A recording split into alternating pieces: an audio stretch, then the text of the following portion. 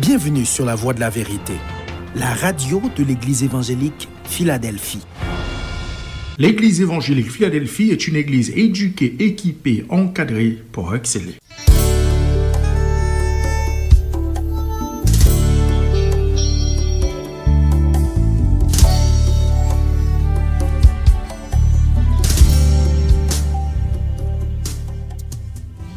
Chers amis auditeurs, c'est toujours avec plaisir que nous vous accueillons à votre émission. Nous avons la certitude de votre présence devant votre ordinateur, votre tablette ou votre téléphone cellulaire, attendant le signal annonçant l'arrivée de l'équipe de l'émission que vous aimez tant. Nous sommes contents de vous savoir très bien installés déjà, pour écouter comme à chaque lundi soir, à pareille heure, l'émission La Famille selon Dieu, diffusée sur les ondes de la Voix de la Vérité, la radio de l'Église évangélique Philadelphie, la radio qui vous instruit. Nous vous souhaitons la plus cordiale bienvenue à l'émission de ce soir. Si vous écoutez l'émission pour la première fois, nous vous invitons à vous y accrocher pour en profiter largement.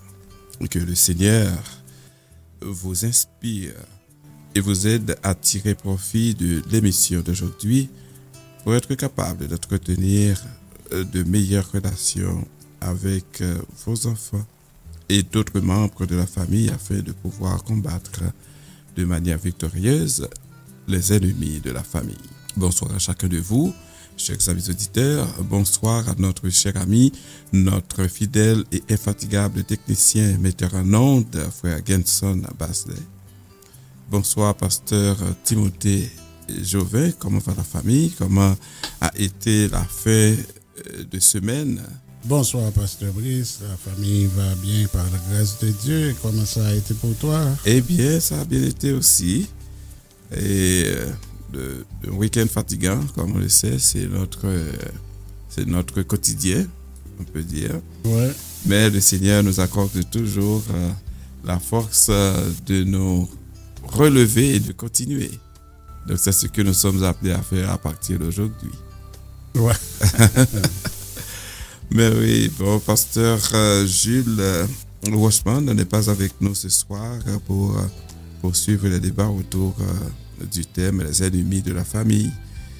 Nous en profitons pour le saluer, vu qu'il est sans doute branché à écouter l'émission qui le charme et qui, comme l'émission qui charme tous nos auditeurs. Pasteur Gilles, l'équipe de la famille selon Dieu vous salue.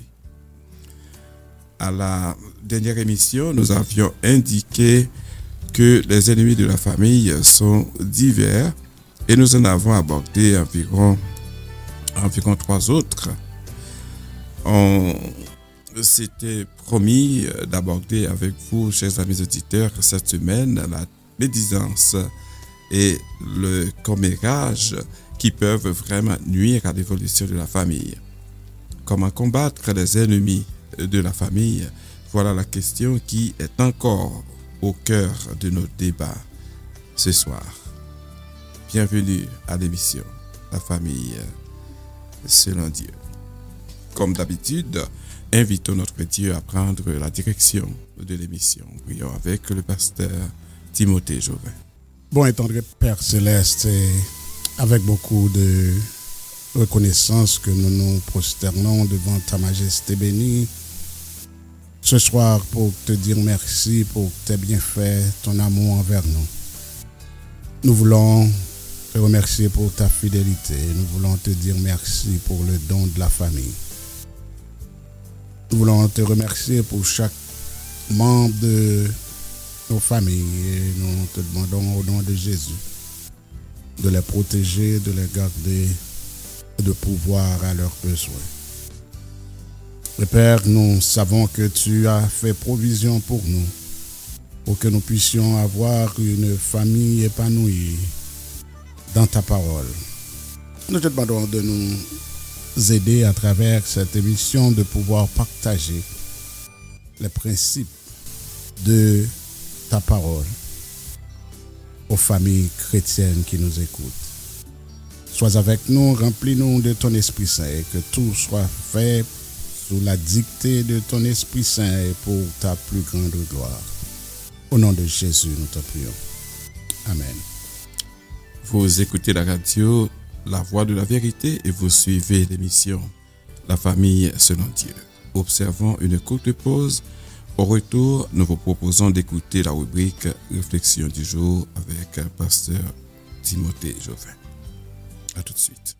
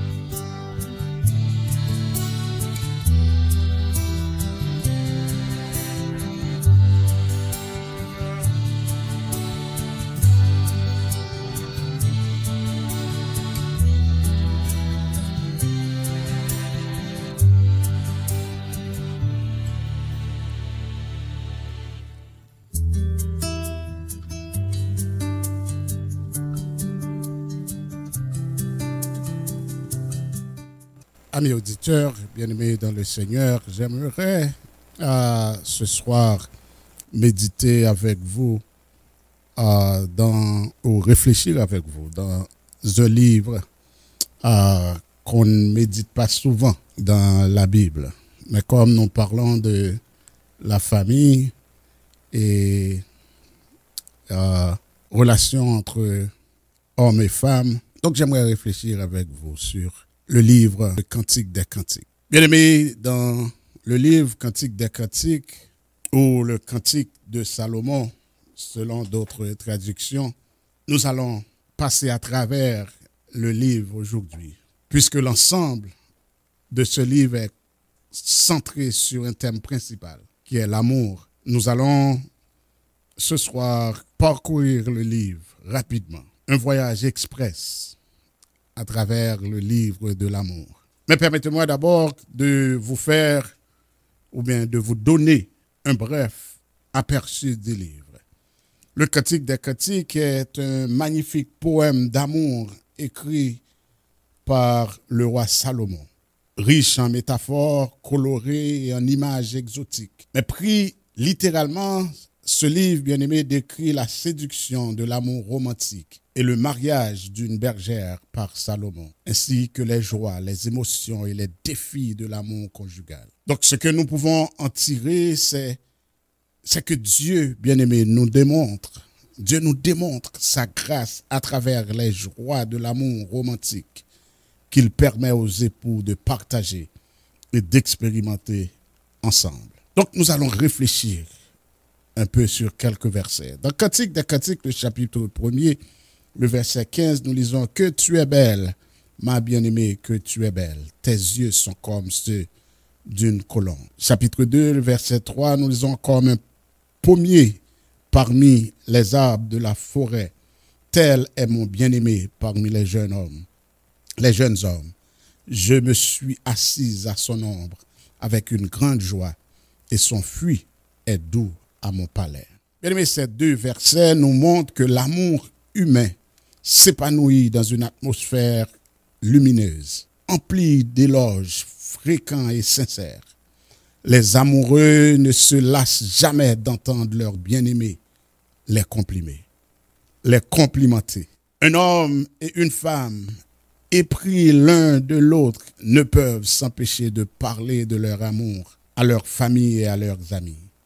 Ce genre d'amour expressif renforce leur lien dans une relation presque inséparable. Au chapitre 4, le verset 9, nous lisons « Tu as enlevé mon cœur, ma sœur, ma fiancée. Tu as enlevé mon cœur d'un seul regard de tes yeux, d'un seul maillon de ton collier. » Le chapitre 4, le verset 16, dit « Réveille-toi, vent du nord, viens, vent du sud, soufflez sur mon jardin, que ses parfums se répandent, que mon bien-aimé entre dans son jardin et qu'il en mange les fruits délicieux. Ces versets, bien-aimés, nous enseignent que les époux doivent se louer mutuellement pour leur qualité et décrire les merveilleux sentiments qu'ils éprouvent l'un pour l'autre. La sexualité est une composante précieuse de l'importance d'un mariage épanoui. L'apôtre Paul dit dans 1 Corinthiens 7, 5, « Ne vous privez point l'un de l'autre, si ce n'est d'un commun accord pour un temps, afin de vaquer à la prière, puis retourner ensemble, de peur que Satan ne vous tente à cause de votre manque de maîtrise. » Donc les relations sexuelles fréquentes, bien aimés, font partie de mariages sains et aimants, mais elles peuvent parfois être interrompues pour des raisons de distance ou de santé. Cependant, priver intentionnellement son conjoint de relations conjugales ne devrait jamais être utilisé comme une arme pour blesser ou humilier. Au chapitre 5, le verset 16, nous lisons « Son palais, tout douceur et tout en lui est désirable. Tel est mon bien-aimé, tel est mon ami, fille de Jérusalem. » Ce verset, bien-aimé, invoque l'importance de l'amitié dans le mariage. Le mari et la femme doivent être amis, en plus d'être partenaires de vie. Beaucoup de mariages échouent lorsque les époux oublient de cultiver leur amitié en parallèle de leur relation amoureuse. De nombreuses relations amoureuses débutent par une solide amitié avant de se transformer en quelque chose de plus profond avec le temps. Le chapitre 6, le verset 3, nous dit « Je suis à mon bien-aimé et mon bien-aimé est à moi. Il fait paître son troupeau parmi les lits. » Élevé dans plusieurs cultures à travers le monde, comme au Moyen-Orient, en Asie, en Afrique, les mariages ne sont pas fondés sur l'amour, mais sont arrangés pour des raisons religieuses, de convenance ou de procréation. Dans ces cultures, les épouses sont parfois considérées comme des objets de plaisir ou des propriétés personnelles. Cependant, aux yeux de Dieu, les époux ne s'appartiennent pas mutuellement comme des biens, mais sont engagés dans un partenariat d'amour mutuel et exclusif. Lorsqu'un couple prononce ses vœux devant Dieu, ils deviennent une seule chair jusqu'à ce que Dieu les rappelle à lui. Et dans Cantique des Cantiques, le chapitre 8, le verset 6, nous lisons « Mets-moi comme un sceau sur ton cœur, comme un sceau sur ton bras, car l'amour est fort comme la mort. La jalousie est inflexible comme le séjour des morts. Ses ardeurs sont des ardeurs de feu, une flamme de l'Éternel. » Bien-aimés, dans un mariage, la véritable dévotion commence dans le cœur et se manifeste par des expressions d'amour sincère envers l'autre. Les époux doivent être tout l'un pour l'autre, au point de ne pouvoir vivre l'un sans l'autre. Pour qu'un mariage dure éternellement, le couple doit intégrer Dieu dans leur relation et grandir ensemble en communion avec lui. Lorsqu'ils lui consacrent leur engagement, leur mariage devient inébranlable face aux épreuves. Un mariage fondé ainsi sur l'amour de Dieu et l'abnégation devient alors une relation indestructible. Qu'il en soit ainsi pour chacun de vous. Vous écoutez la voix de la vérité. Restez branchés. Chers amis auditeurs, juste avant la pause, disons en introduction, nous vous avons rappelé que le thème sur lequel nous allons poursuivre nos débats ce soir s'intitule « Les ennemis de la famille ». Mais nous allons aborder un aspect bien particulier ce soir, qui se trouve être les incidences de la médisance sur la famille, particulièrement sur la famille chrétienne. C'est sans doute pas pour la première fois que vous entendez parler de la médisance. Il arrive que très souvent, nous y accordons pas beaucoup d'importance parce que c'est comme un thème avec lequel on est tellement habitué, donc on n'y accorde pas beaucoup d'importance, surtout au regard de l'évolution de la famille. Et pourtant, c'est un thème qui charrie une signification assez importante quand on considère l'évolution d'une famille, et particulièrement l'évolution de la famille chrétienne. Et c'est la raison pour laquelle ce soir, étant donné que nous nous sommes rendus compte qu'il s'agit d'un irritant important, qu'il s'agit qui constitue même un ennemi de la famille, donc nous avons décidé de réfléchir autour de ce thème, de ce concept, avec vous, le concept de la médisance. C'est vrai, il y a d'autres corollaires comme la calomnie, comme d'autres thèmes du genre que nous pourrons faire intervenir en temps et lieu, mais pour ce soir, on va mettre le focus sur le concept de la médisance. Alors, ce mot médisance se trouve non seulement dans les dictionnaires, mais aussi à travers la parole de Dieu, qui est la Bible. On se rappelle que l'apôtre Paul est lui qui a cette vertu de donner les bonnes directives pour le bon fonctionnement de l'Église. Eh bien, l'apôtre Paul s'adressait aux femmes à un certain moment de la durée pour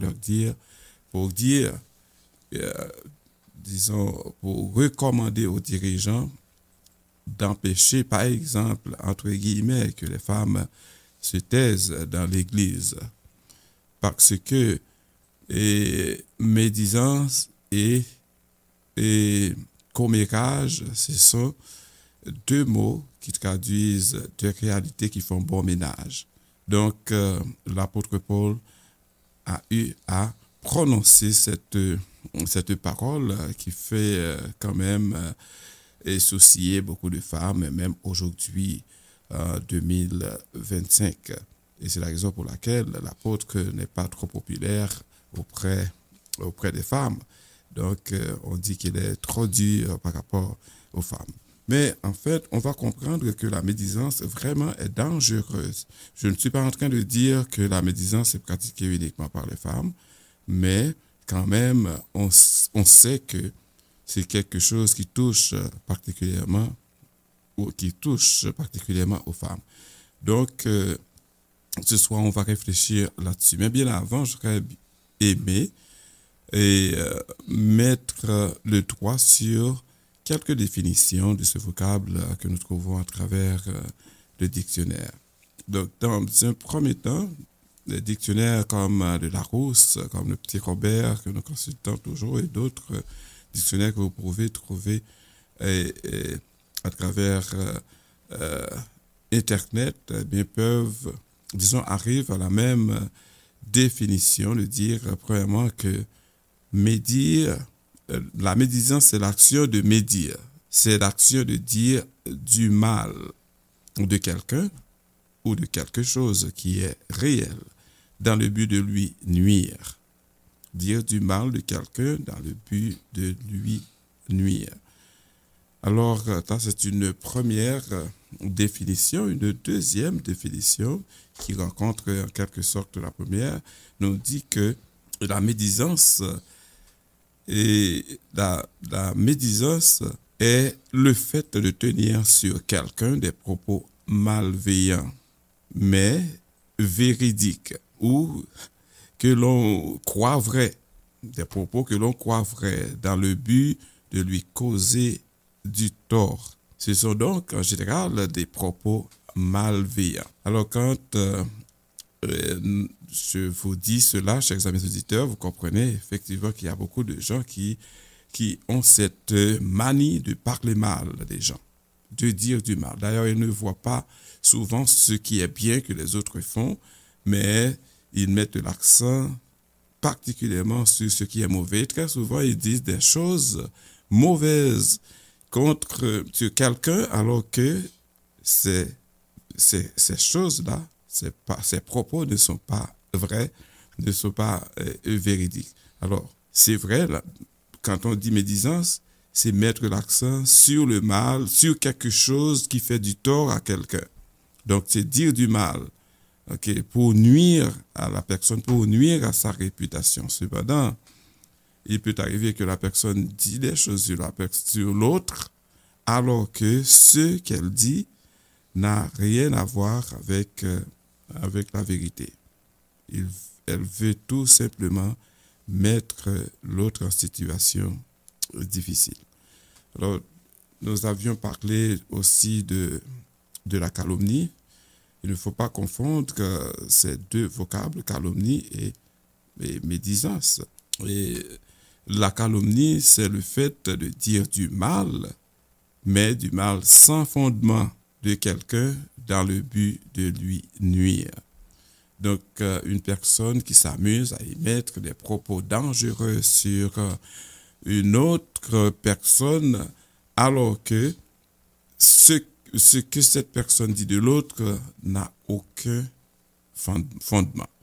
Donc, nous avons, vous et moi sans doute, nous avons fait de ces genres d'expériences qui veulent que parce qu'on n'aime pas un tel, eh bien, on lui prête des sentiments, des comportements que un tel-là n'a même pas. Donc, c'est pas juste dire du mal, mais c'est inventer des choses pour détruire l'autre. Donc, on comprend que si ces genres de comportements se développent au sein d'une famille, vous comprenez que cette famille est carrément fragilisée parce que la médisance n'aide en rien. Même la personne qui pratique la médisance, eh bien, elle ne l'aide pas. Elle ne l'aide pas puisque elle va aussi la détruire une fois que les autres finissent par réaliser que cette personne médisante, eh bien, cette personne médisante elle faisait cette médisance-là par méchanceté, eh bien, elle-même aussi finira par être discréditée. Donc, voilà pourquoi, chers amis auditeurs, la médisance, c'est quelque chose qu'il faut bien considérer parce que elle peut détruire. Alors, c'est là que ce soir, on va mettre l'accent sur un ensemble d'éléments que nous appellerons des incidences de la médisance sur la famille et particulièrement sur la famille chrétienne. La médisance peut avoir donc des effets très négatifs sur la famille chrétienne car elle fragilise les relations et crée un climat de méfiance. Alors, c'est là que nous allons aborder quelques éléments, comme nous le disions tantôt, que nous appelons des incidences sur la famille et la famille chrétienne.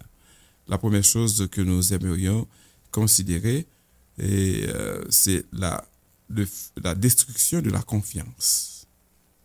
Mais juste avant d'entrer dans les détails, j'aimerais juste entendre Pasteur Timothée, s'il a quelque chose à ajouter par rapport aux définitions que nous avons considérées nous avons données à partir de nos dictionnaires de ce vocable, la médisance, qui charrie une réalité assez cuisante. Mais pour la définition, je n'ai vraiment pas d'autre chose à ajouter.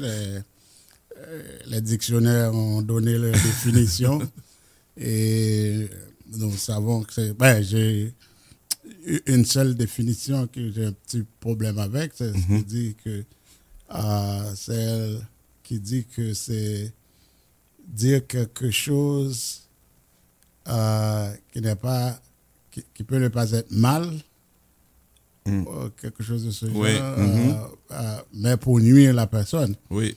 Mais si on dit la vérité, c'est pas la médisance. Et c'est vrai qu'on dit toute la vérité n'est pas bonne à dire. Oui, ça peut ne pas être bon à dire, mais si je dis la vérité, peut-être c'est dans quel contexte, c'est quoi le but. Mais je pense que le mot même médisance veut dire quelque chose de mal. Ah oui, c'est médire. C'est médire. C'est dire du mal contre l'autre. Dire du mal. Donc, si on médit, il n'y a rien de bien là-dedans. Mais il y a des vérités qui, des fois, peuvent causer d'ennui. Ah, bien sûr. Et qui n'ont pas raison d'être. Et c'est pourquoi la définition dit que c'est dans le but de nuire à la personne, c'est dans le but de lui causer du tort. Du tort. Ouais. Okay, donc ce sont des propos malveillants que la personne émet contre l'autre. À ce moment-là, donc on parle de médisance. Et donc ça arrive, c'est vrai, ça peut être vrai, mais comme on vient de le dire, c'est pas toute vérité qu'une personne est disposée à accepter. Surtout quand ça dérange. Ouais. Et c'est sûr que il y a le tort qui vient tout de suite avec l'émission même de ces propos malveillants à l'endroit de la personne. Donc, je suis d'accord avec vous, pasteur, puisque oui, et si c'est la vérité, on doit le dire. Si c'est véridique, on doit le dire. Très souvent, c'est parce que c'est véridique que c'est dérangeant. Mais la médisance, c'est dire quelque chose de quelqu'un d'autre. C'est pas à la personne, c'est dire quelque chose, je dirais, à quelqu'un d'autre sur quelqu'un d'autre. Mais il faut comprendre aussi que ce quelqu'un d'autre là pourra parvenir à être au courant de ce que l'autre a dit, définitivement. A dit de lui. C'est alors que l'ennui commence. Ah oui, effectivement. Effectivement, d'ailleurs, la médisance peut donner lieu à toutes sortes d'autres mots comme l'hypocrisie, par exemple, la gêne, et toute autre sorte de choses qui dérangent. Oui. Je pense que c'est ce qu'on va voir avec en entrant dans le sujet. Exactement. Tout ce que ça peut causer. Exactement. Donc, la première chose que nous aimerions aborder en termes d'incidence, c'est la destruction de la confiance. La destruction de la confiance.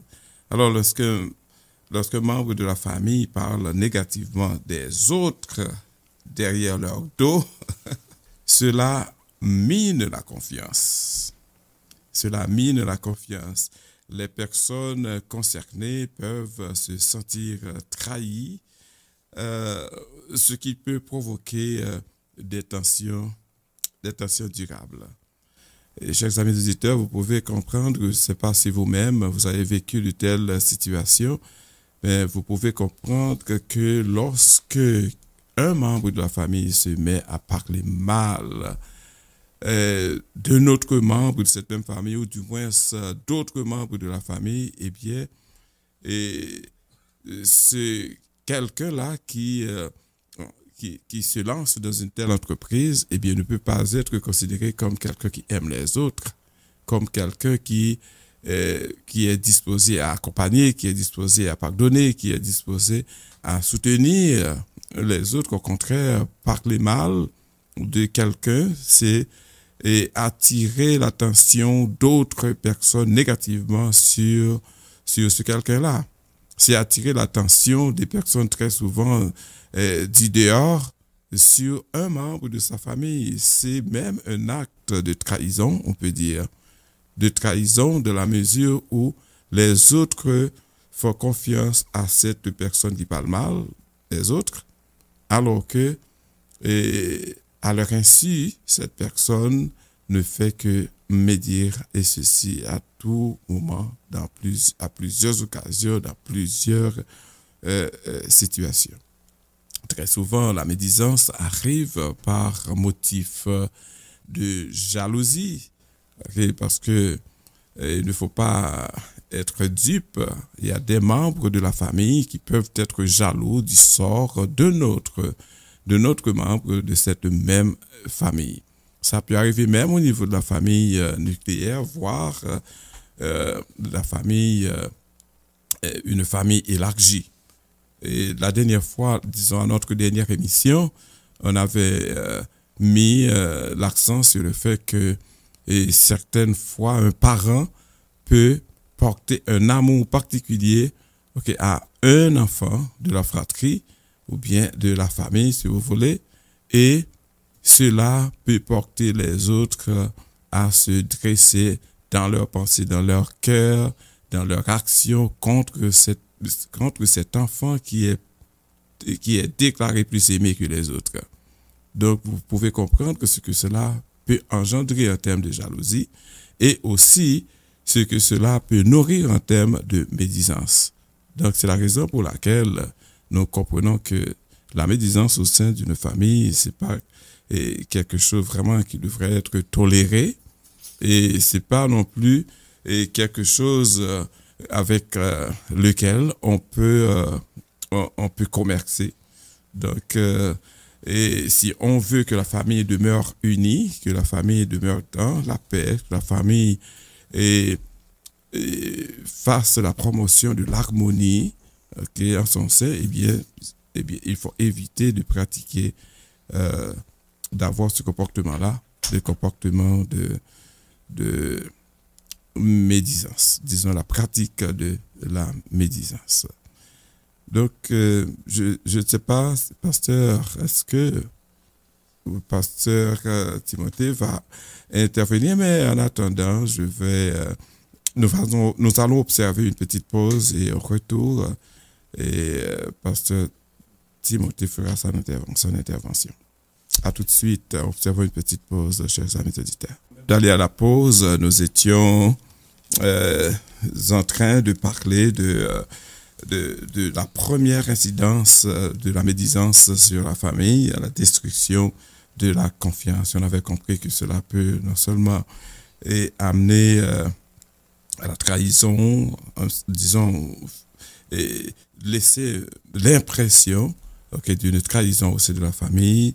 On avait aussi montré que cela peut provoquer des tensions durables. Ça peut aussi aller à la jalousie, etc., etc. Donc, et c'est là que le pasteur Timothée va faire une intervention. Je lui cède le micro, pasteur. Oui, pasteur, en parlant de toutes ces répercussions, nous voyons aussi que ça peut finir par affaiblir les liens familiaux. Parce que quand il y a un climat de méfiance et de division, donc la personne de qui on parle mal, ça va engendrer en elle beaucoup de rancune et de ressentiment qui va probablement briser la solidarité au sein de la famille. Donc, et c'est ce qui va faire, effectivement, qui va provoquer les tensions durables. Tensions durables. Ouais. Et je me rappelle que dans l'intervention du pasteur Jules la dernière fois, il a dit que même en étant adulte, il ne peut pas oublier ce qui s'était passé, que la façon dont son père le considérait, la façon dont son père traitait les autres membres de la fratrie par rapport à son frère aîné, sur qui tout l'amour était déversé. Donc un investissement à tous les points de vue était fait dans ce frère aîné, alors que les autres étaient comme des laissés pour compte. Donc, non seulement il y a cette situation de rancœur, mais aussi il y a la médisance qui a pris place. Et cette médisance va animer davantage ce climat non seulement de méfiance, mais aussi ça pourrait même déboucher sur de la haine entre les frères. Oui, mais aussi la personne, pasteur, visée par la médisance peut à la longue ressentir une blessure profonde, une blessure psychologique, ce qui peut affecter à l'avenir son estime de soi. Exactement. Donc, quand on dit des choses de soi, quand on dit des choses encore et encore, donc tu vas, ce qu'on dit de toi, tu vas peut-être ressentir que c'est ce que je suis. Là. Vraiment. Je suis vraiment, quand on te dit quelque chose encore et encore, et c'est pourquoi on dit, aux parents, bon, c'est une parenthèse, surtout dans notre communauté, lorsqu'on dit aux enfants, tu as ceci, tu as cela, tu ne seras jamais rien. Donc l'enfant va, ouais, mais je ne serai jamais rien, va accepter qu'il ne sera jamais rien. Mais en ce sens, c'est quand quelqu'un va dire à maman ou à papa que un tel, c'est ceci, cela et cela. Et puis, dépendamment de comment les parents gèrent ces choses-là. Donc, ça peut finir par affecter l'autre et l'autre va se sentir négativement et va se sentir vraiment humilié et même n'a pas vraiment de bonne estime de soi. Eh bien oui, c'est pourquoi la définition nous parle de faire tort à l'autre, nuire à l'autre, etc. Donc, et souvent, ça peut être... Alors, les propos émis peuvent être véridiques, mais il arrive aussi que cela peut n'avoir aucun fondement. Et c'est la raison pour laquelle on dit qu'il y a une certaine proximité entre la médisance et la calomnie. Il y a une certaine proximité. Okay? Parce que la calomnie, c'est dire des choses qui ne sont même pas vraies, mais c'est dans le but de faire du tort. Okay? Alors que la médisance, c'est dire du mal de la personne et très souvent ce qu'on dit est vrai. Et ça touche. Et c'est comme vous dites, pasteur, eh bien, si en tant que père de famille, quelqu'un vient me dire quelque chose de mal de ma fille, eh bien, ça ne va pas me porter bien. Je me sentirai pas bien.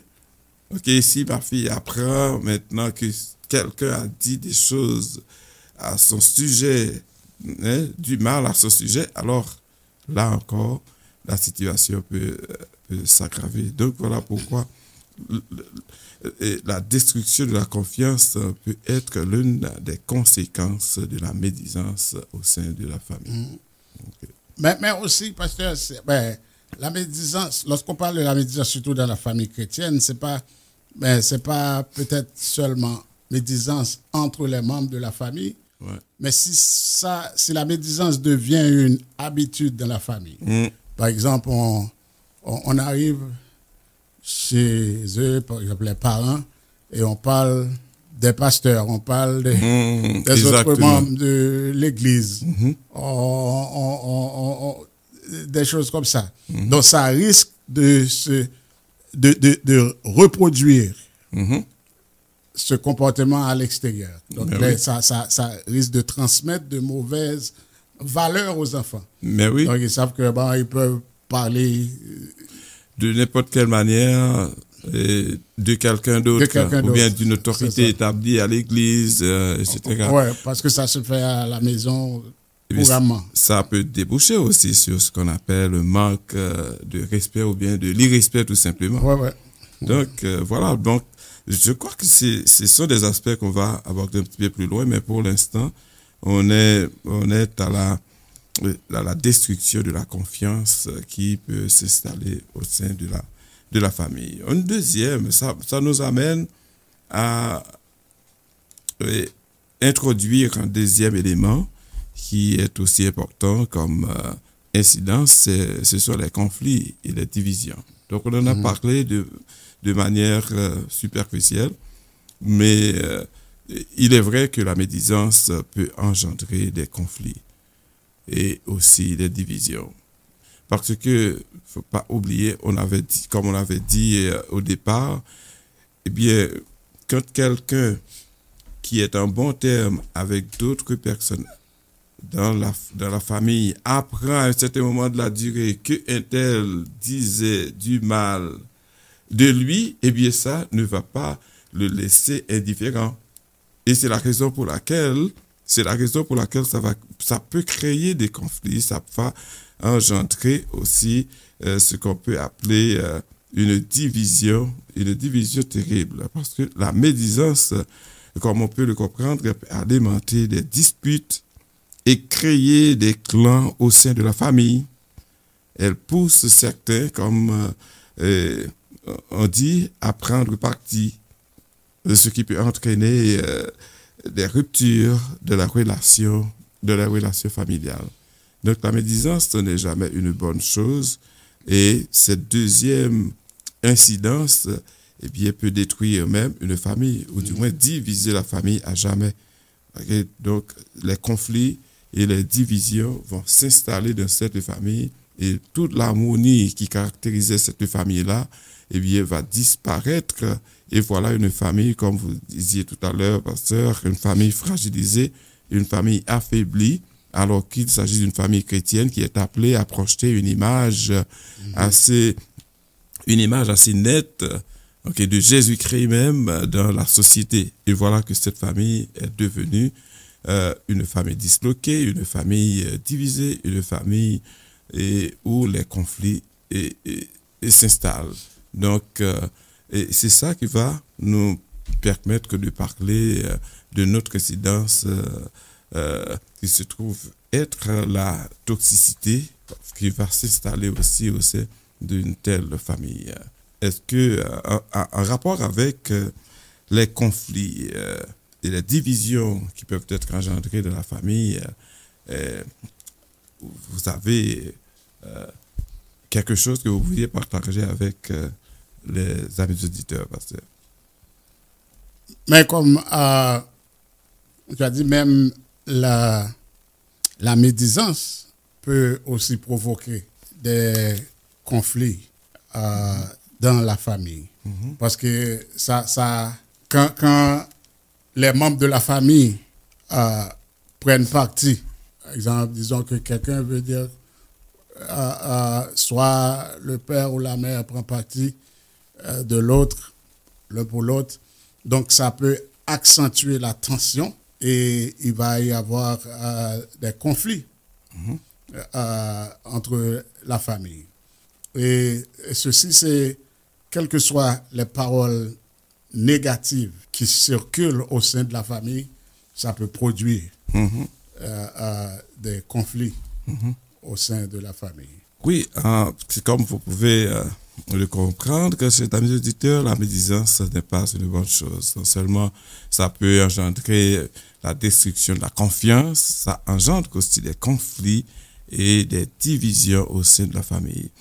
Et à côté de ces deux incidences-là, il y a aussi ce qu'on appelle un climat toxique qui peut s'installer au sein de la famille. Donc, nous allons observer une petite pause. Au retour, on va mettre le doigt sur la toxicité qui existe dans une famille où la médisance s'érige en maître.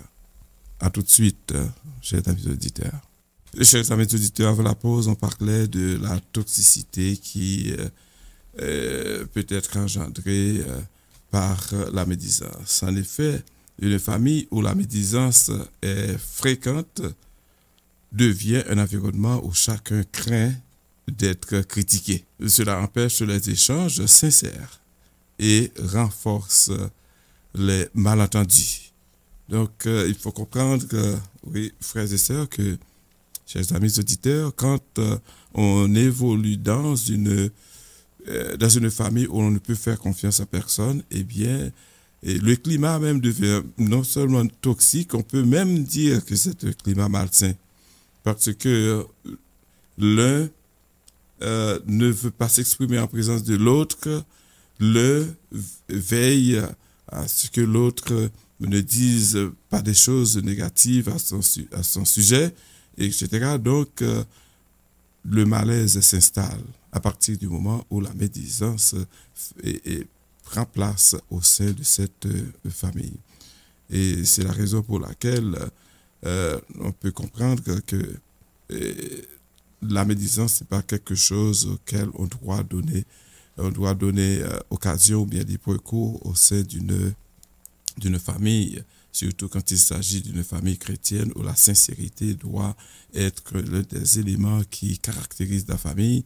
Donc, on ne peut pas évoluer dans cette situation où la médisance empêche les uns de faire confiance aux autres, les uns de s'exprimer librement par rapport aux autres et aussi d'exprimer, de montrer cette unité qui doit caractériser les membres de la famille, bon, tout simplement la famille elle-même. Et à côté de cette troisième incidence que nous avons évoquée, nous pouvons aussi mettre le doigt sur la mauvaise image de la famille.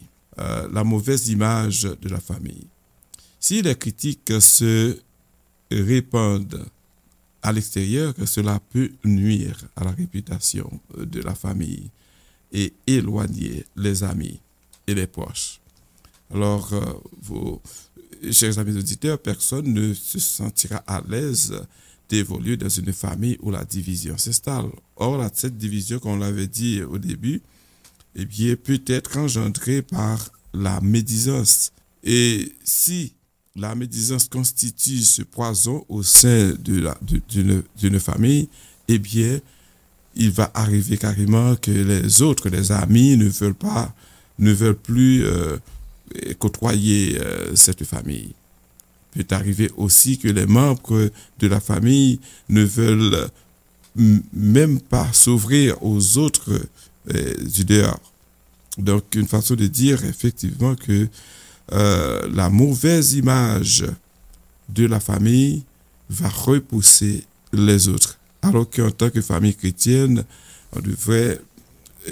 la famille devrait être une sorte de modèle pour les autres.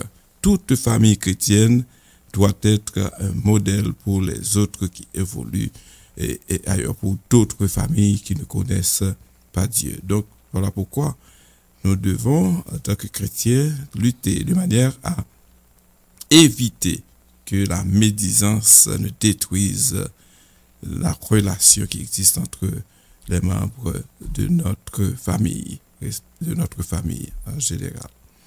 Une autre incidence, et avant de donner le micro à pasteur Timothée, qui a quelques conseils à prodiguer à nos chers auditeurs. Une autre incidence, c'est l'impact sur les enfants. Pasteur Timothée l'avait signalé tout à l'heure, disons au tout début, que ça peut devenir une habitude de la famille que l'on parle mal tout le temps des autres. On parle mal des gens d'église, on parle mal des amis au travail, on parle mal des amis et des cercles d'amis, on parle mal des voisins et voisines. Ok, si on entretient ce genre de comportement au sein de la famille chrétienne, eh bien les enfants vont aussi trouver assez normal de le faire, et même ça peut engendrer, comme on l'avait signalé, un sentiment d'irrespect de la part des enfants au regard des autorités établies et même des autorités ecclésiales. Donc c'est la raison pour laquelle la médisance, c'est quelque chose qui peut être considéré, on l'avait signalé tout à l'heure, comme étant un poison au sein de la famille. Donc les enfants qui grandissent dans un milieu où la médisance est courante risquent de reproduire ce comportement. Donc voilà, cela peut affecter la capacité de ces enfants-là à établir des relations saines plus tard. Donc c'est comme une sorte, ça peut devenir une sorte de gangrène au sein de cette famille où les enfants ne peuvent pas faire confiance, ne peuvent plus faire confiance aux autres, disons les uns aux autres. Les enfants ne peuvent pas faire confiance même aux amis de la famille, aux amis des parents, parce que il y a toujours le fait qu'on parle mal de ces personnes-là en leur présence. Donc voilà une autre incidence, on dirait même une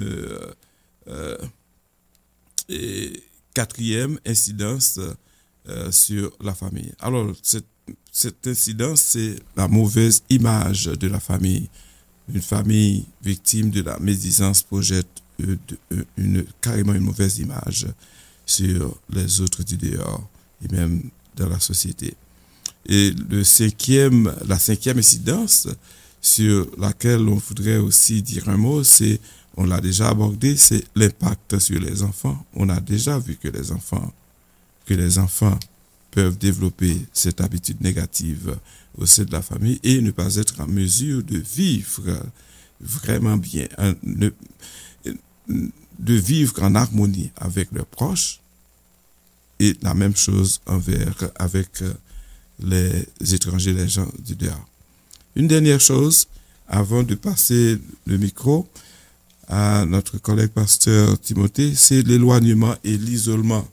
Donc cela va de soi que s'il y a destruction de la confiance, il y a aussi des conflits et des divisions au sein de la famille engendrées par la médisance, il y a un climat toxique qui s'installe au sein de la famille aussi, et que les impacts sur les enfants paraissent non seulement palpables mais négatifs, eh bien on comprend que ce phénomène va se développer aussi au sein de la famille, l'éloignement et l'isolement. Ceux-là qui veulent sauver leur peau, eh bien, vont s'éloigner de cette famille.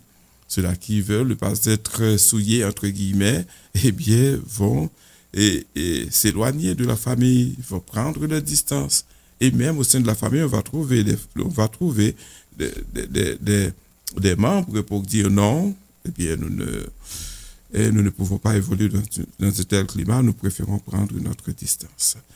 Ainsi, frères et sœurs, chers amis, auditeurs, chers parents, et la médisance, c'est quelque chose à éviter au sein de la famille. Ça nous amène à écouter pasteur Timothée qui a quelques conseils à prodiguer à nos chers amis, les auditeurs qui nous écoutent. Pasteur Timothée.